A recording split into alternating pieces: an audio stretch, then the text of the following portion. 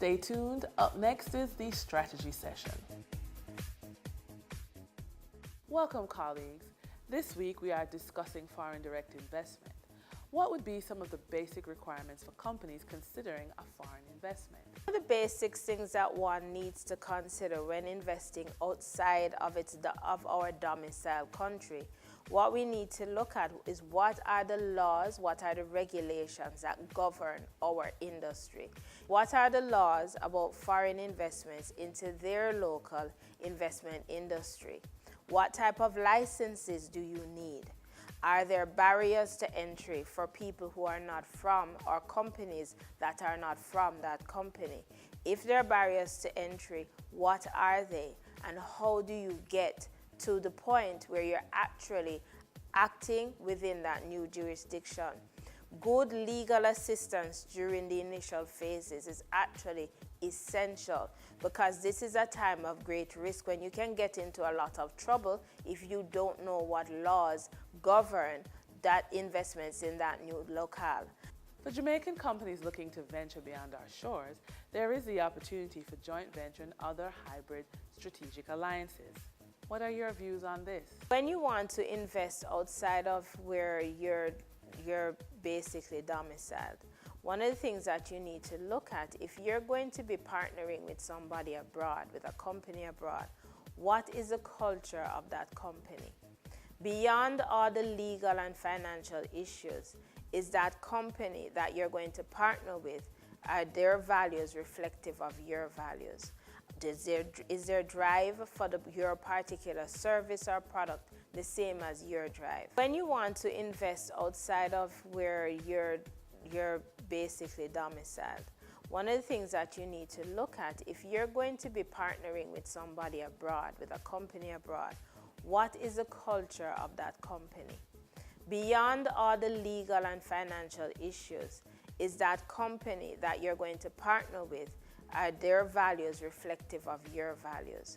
Is their drive for your particular service or product the same as your drive? Working out a legal arrangement is going to be very important, and also working out operationally day to day how you're going to partner is also going to be very important. It would be good to have somebody from your company at that location abroad. If you cannot do that, you're going to need to travel and get there as often as possible to ensure that your operations abroad reflect your values and reflect what you want to bring to the market, so that there are no surprises and that you're as successful as possible with your new venture. Thank you, colleagues. That was the strategy session where the team looked at foreign direct investment options for Jamaican businesses. Up next is our executive interview segment, where we speak to Mr. Ron McKay of the American Chamber of Commerce about the outlook for new foreign direct investment in Jamaica. Welcome to the executive interview segment of Financially Focused. This week we have a very special guest, Mr.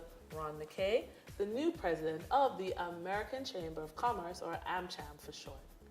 AmCham's role in Jamaica focuses on investment and growth with the U.S. trading partners. And so Mr. McKay is going to really take us through the idea of how Jamaica can grow its foreign direct investment and its profile as a place to do business. Welcome, Mr. McKay. Thank you, Denise, for having me. Great. So the first question is a very basic one. What is the role of foreign direct investment, or FDI, in building any country?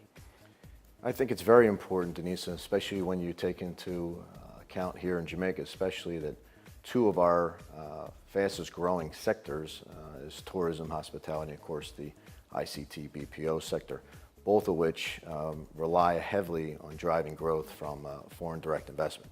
And that obviously leads to job growth, increase in the tax base, which then leads to an increase in the GDP. And the factor is that we have a fantastic base of foreign direct investment companies that have already been here for quite a while. And it's not only about attracting new ones, but helping them also grow their existing businesses in order to help the bottom line in the economy and, more importantly, job growth. Okay, so Ron, you talked about BPO, which is business processing outsourcing, the IT industry, a hospitality industry. Now, in your capacity as president of AmCham, can you give an outlook for 2015? Is there going to be an expansion in the major industries that are coming into Jamaica? Or, as you just said, will there be more help and more facilitation for the foreign companies that are already in Jamaica? 2015 not only is being projected as a very good year for growth, but also a year with a lot of new developments and new sense of working together, both the private and public sector, to take advantage of the growth sectors in ICT and also in the hospitality tourism industry.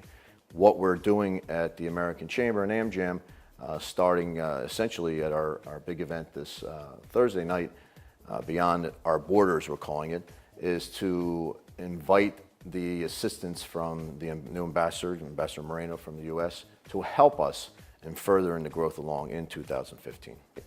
With help from the government and the public sector, is to help us move the growth further along. The growth outlook is very good, but we can make it absolutely exponentially grow at a much higher rate if we can work to create more efficiencies entering into the market for foreign companies, making it easier, simplifying the process from paperwork to a lot of other to registering, and also work again, as I mentioned, let's not to forget the companies that are already made the big investments here to help them grow even further. I couldn't tell you the exact numbers. I know that there has been some forecasts for the BPO ICT sector, and recently, obviously, the Ministry of Tourism has released some new job numbers. Yet, I always do say with both those accounts, because it's foreign investment, you need to narrow down on how many of those jobs are actually physically here on a day-to-day basis employing Jamaicans. And I think that's an important note to always look at when you're looking at the figures. All right, so Ron, when we look at foreign direct investment, it tends to be big investments, big industrials coming into Jamaica, taking thousands of square foot of space or, building a huge property. There are a lot of small business owners, and they may also want a piece of the pie. So, any guidance, any ideas that you could share with the small business owner who also wants to benefit from foreign direct investment?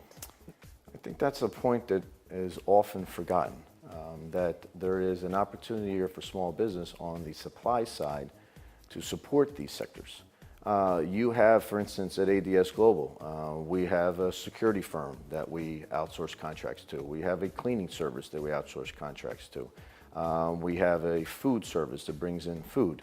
And that's just the beginning. You think of all the different areas that support the hotel industry, tourism industry, BPO and ICT, and that it can be grown in lots and lots of area. As we grow, we need to incorporate those small businesses into the growth plan so that, again, you're having an impact on the bottom line in the country. For instance, when it comes to the hospitality and tourism sector, we need to include the agricultural base all the way down to the small farmer so that they're producing products that the hotels need.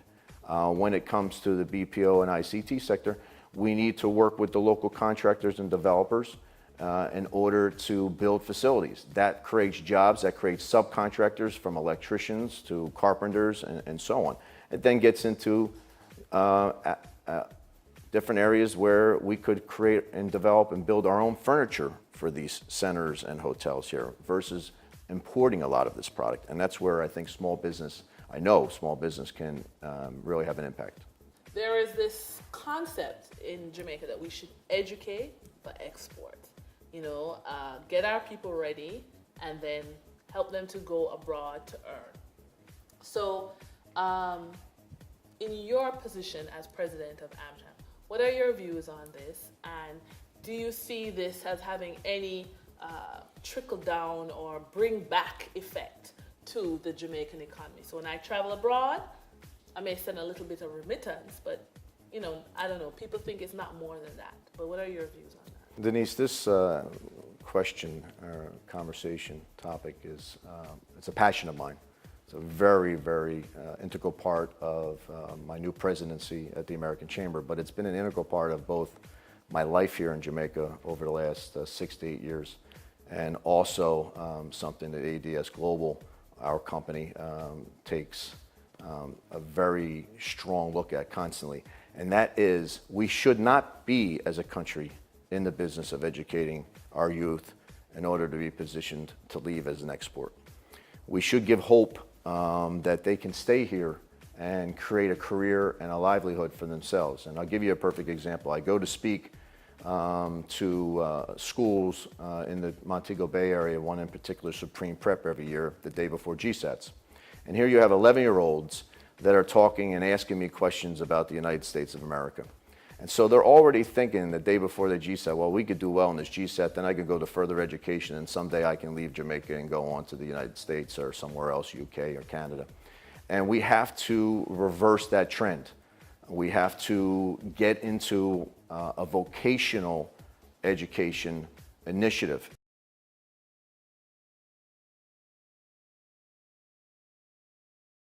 In my business, things change fast. From transferring funds into a supplier's bank or arranging an overdraft, I have to do it all without visiting a branch. If you're like me, banking is no longer about a place to go. It's simply something you do, anywhere, anytime. My bank has to work with my schedule. I need online banking that works instantly, great customer service, to be able to visit the bank on a Saturday. If you're like me, you want a bank that makes life easier. If you're like me, Or me. You bank with FGB. Hi, it's Alicia Little from InternetIncomeJamaica.com, and I want to invite you to our next classes. We have a class coming up on freelancing, how to make money working from home as a freelancer. We have a great class called Blogging for Profits, how to make money as a blogger. We have a class on website building so you can create your own website, and we've got classes on social media management. So go to InternetIncomeJamaica.com, check out our class schedule, and register today.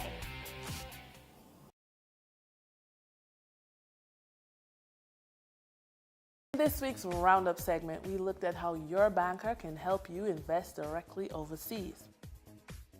Welcome, Mark. For companies ready to partner or invest directly overseas, what are the financing and insurance considerations for these companies? In making overseas investments or trade, international companies may employ a number of financing options. Outside of using their own cash for investing, companies may explore financing through commercial banking bridge or acquisition financing, or, for example, through Exim Bank. How does a direct loan differ from a loan guaranteed for foreign direct investment? Direct loans and loan guarantees, though being similar insofar as being methods of credit, are different, as a direct loan provides actual funding upfront to the borrower, while on the other hand, a loan guarantee provides contingent or conditional funding should a demand be made upon the borrowing company to make good a required payment. Thank you, Mark. I'm Denise Williams, your host. This week we looked at foreign direct investing from the national, small business, and individual level. Thank you for watching. We want to hear from you. Send us an email at dwilliams@financiallyfocused.com or reach us on social media at financiallyfocused/facebook.com. We look forward to seeing you next week on Financially Focused.